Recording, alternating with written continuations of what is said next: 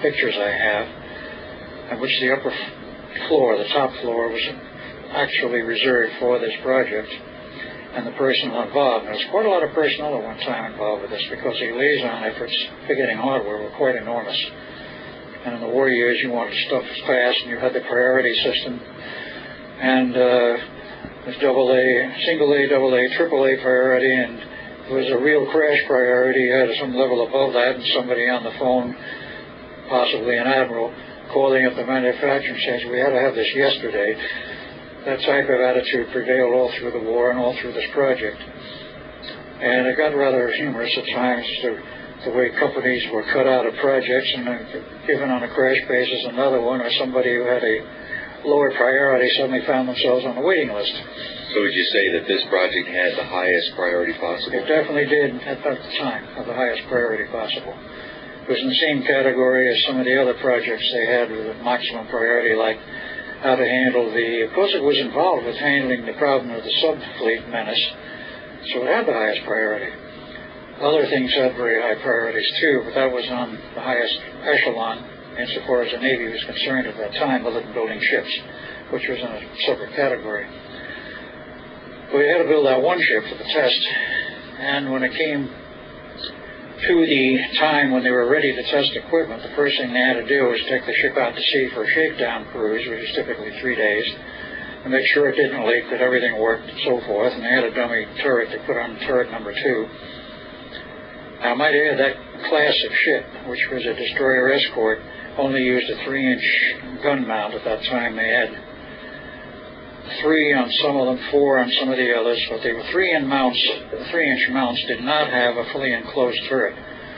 They had a partial turret, that is a sheet of heavy armor-resistant steel, which stood about 6 feet, a little over 6 feet high off the deck, which shielded the gunners operating behind the gun, which had a plate mount in front of it. But it was not a complete turret, completely enclosed. When they went to the 5-inch turrets, then they enclosed them. That came on the later runs of the DEs and, of course, the larger ships, the Ds. The DEs were small, the DEs, and then they came to another class afterwards, which was still bigger. Small cruisers at 5-inch and up. Large cruisers still larger. But that was the kind of equipment we had to work with in the priority system. And after the shakedown cruise, of course, which involved a standard type of crew, they were ready to conduct the test. Then they started, shall we say, digging into the pickle barrel for the people in reserve for the actual testing of this equipment on that ship. They wanted a selected crew for several reasons. They didn't know what all may happen in terms of the effects on the personnel, number one. Number two, they wanted people who were selected which could be classified, highly classified, and kept silent, hopefully, about what happened. That fell apart later. But also that they could keep track of them in terms of medical results, medical problems that might develop. That was where Oscar Schneider came in, who was the naval officer in charge of the whole medical aspects of the test. Excuse me, Oscar Otto Schneider, Captain USN, originally in the German Navy, but that was a story that only came out much later, just before his death. It was only then that he told it to his son, and this was about 1986, approximately, he told the story.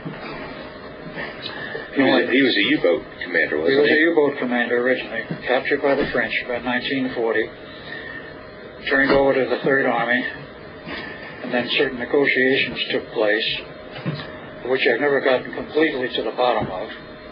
But the U.S. Navy wanted him, and they brought him in, made him a medical officer for cover.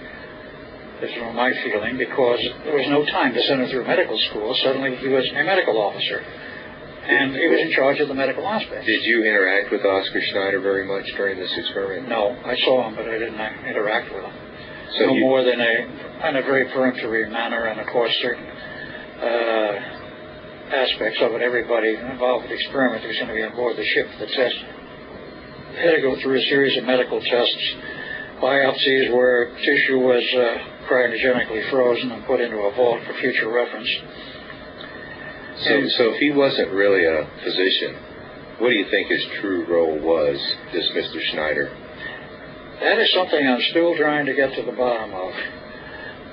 But since I learned at a much later date, of course, the fact that Phil Schneider's father, Oscar Schneider, had been in the German Navy, was a U-boat commander, and the U.S. Navy wanted him, went us to ask why, obviously. Now, when some of the answers came through much later, we found out, among other things, in the course of research, that the German Navy was running their own program of invisibility at that time, the same parallel with ours. Only they were not testing surface ships, they were testing it on submarines to see if they could shield them so that we couldn't detect their subs, which would make sense in terms of a war. And that test, or a series of tests, were made on their subs at sea, and apparently they were all failures. They lost every one of them. But during the process of the earlier phases of the test, there was a liaison between the United States government officials, certain ones, and the German Navy. How this was handled, I do not know, but I do know later it turned out somebody I met, and the whole story came out, that he was in the German Navy at that time and was actually detailed to come over to the United States, meet with personnel involved with the experiment, namely myself, at Montauk Point, when he would literally come in on a German sub, park out there off the point. They would bring him in by boat. There would be an exchange of information, and he would go back to Germany.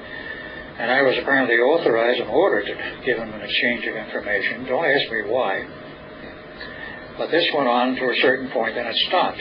We know later, of course, that the Germans failed utterly in their testing, and they lost every sub they turned the equipment on with. They were missing something, which apparently we hoped that we had, namely the magic formula to make it work. But that was one of the strange aspects, because there was that liaison going on, and that says something else. Since I've examined all of the effects that were available after Oscar's death through his son, after his son's death, I inherited some of the books, and some of the books involved notebooks written by Oscar Schneider.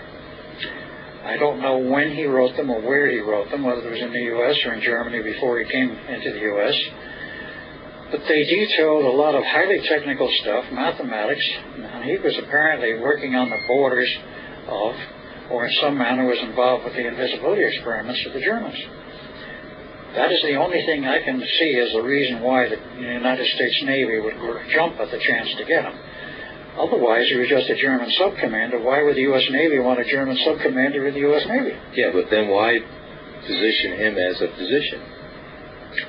Possibly to cover up other aspects. I'm only guessing Hard at this to point, tell, isn't it? because Okay. I don't know. So you just briefly saw Oscar Schneider from a peripheral Right.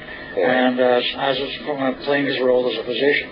Now, later on, his career, and he told this to his son, and I got the information from Phil, about 1955 or 6, actually around 55, because he was still on the periphery of the experiment, still writing notes and letters regarding the Philadelphia experiment. He got fed up with the whole business, and he wanted out of the program. So he was transferred over to the nuclear sub-program, and he became part of that. He made contributions in terms of designing air conditioning hardware and such, so his mathematical background, which I saw hard evidence of, and the fact that he had engineering training apparently came to the fore, and he was useful in the nuclear sub-program. He was, of course, still an officer, a captain, and there's a picture of the launching of the first nuclear sub with him on the deck, along with a whole staff of officers who were apparently partly honorary and partly actually members of the crew. It was quite a celebration, if you will, when we built and launched our first nuclear sub, and he was part of that. So he had a long career in the Navy, and he finally retired. And he obviously was not just an MD, and nothing was ever mentioned again about him being an MD when he was working in the Navy on other projects later on. So I do think it was a cover, but I don't know the whole story. But it's a very interesting side issue. So, well, we're at the point where we introduced Oscar Schneider. Right. As you just saw him as part of the experiment. Right.